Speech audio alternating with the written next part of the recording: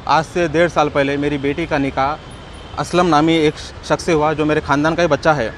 और बात ये हुई थी कि 2 महीने के बाद विदाई करेंगे, लेकिन बाद में बच्चा 2 महीने के बाद आके बोला कि बल्लागुड़े में मेरा घर है, घर बनाने के लिए थोड़ा अमाउंट होना। तो मैं अपने पूरे ख़ानदान वालों से बात कर बच्चे को एज ए हैंड लोन, जिसकी जितनी इस्तेताअत थी, एज ए हैंड लोन 3 महीने का टाइम लेकर 5,80,000 रुपये देने लगाया। मेरी गुंजाइश नहीं थी, लेकिन ख़ानदान का बच्चा है बोल के ये मदद कराए। और दूसरी बात, बच्चा बॉम्बे चले गया और बॉम्बे गए बाद 6 महीने के बाद अप्रूव नहीं हुआ। तो हम बॉम्बे जाके बात करें तो क्या बोल रहा, अब हमें ये रिश्ता नहीं रखना है, क्लोज़ कर देने का है। वो एक अलग बात है। और दूसरी बात यह है कि बच्चा क्या करा, बग़ैर इत्तला दिए बच्ची के नाम का हलफनामा तैयार करा। यह हलफनामा की फ़ोटो है। ये हलफनामा तैयार करा।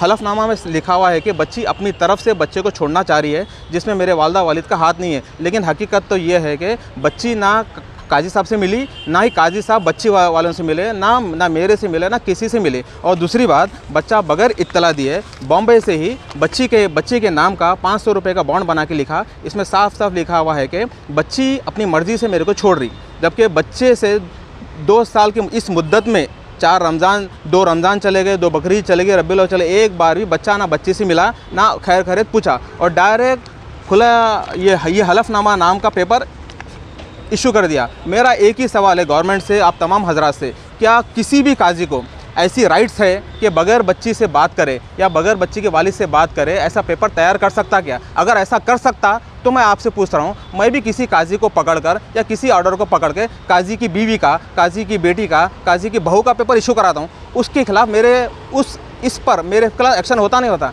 जब काजी बगैर मेरे को इत्तला दिए मेरी बेटी का पेपर तैयार कर सकता, तो मैं काजी की बीवी का, काजी की बहन का, काजी की बेटी का मैं तैयार करता हूँ। क्या काजी को इसकी परमिशन है नहीं है? तो मैं गवर्नमेंट से अपील कर रहा हूँ, ऐसे काजियों के लिए कुछ ना कुछ कार्रवाई कीजिए, ताकि किसी भी एक्शन लेने से पहले 10 बार सोचें। और ये बॉन्ड को भी देखिए, ये बॉन्ड बच्ची के नाम पे ख़रीदा गया, ये बॉन्ड बच्ची के नाम पे ख़रीदा गया, बॉम्बे से ख़रीदा गया, जबकि बच्ची बॉम्बे में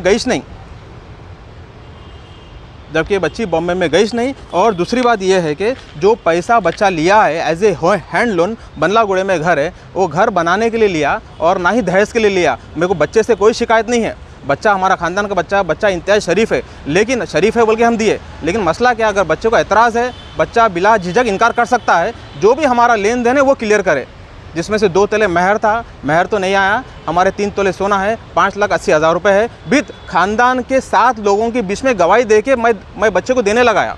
बोले तो ख़ानदान के पूरे लोगों को जमा भी करता हूँ। बॉम्बे में भी हमारा ख़ानदान है, सबको मालूम है। ये हुई है शादी घर में हुई, विदाई नहीं हुई। विदाई होने के बाद वलीमा होने का ये वादा था।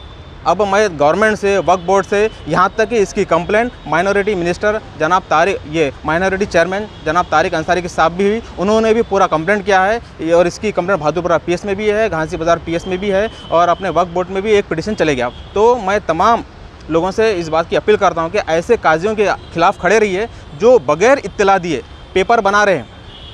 अब जो भी मेरे लिए मुनासिब इक़दाम, मैं गवर्नमेंट से अपील करता हूँ कि मेरे को इंसाफ चाहिए और मेरे को मेरा अमाउंट चाहिए। अगर बच्चा छोड़ना चाहते हो तो मेरे को एतराज़ नहीं है, लेकिन जो भी रूबरू आके बात करो। और बच्चा बॉम्बे में है, बच्चे के पूरे फ़ोन बंद करके बच्चा बैठा हुआ है।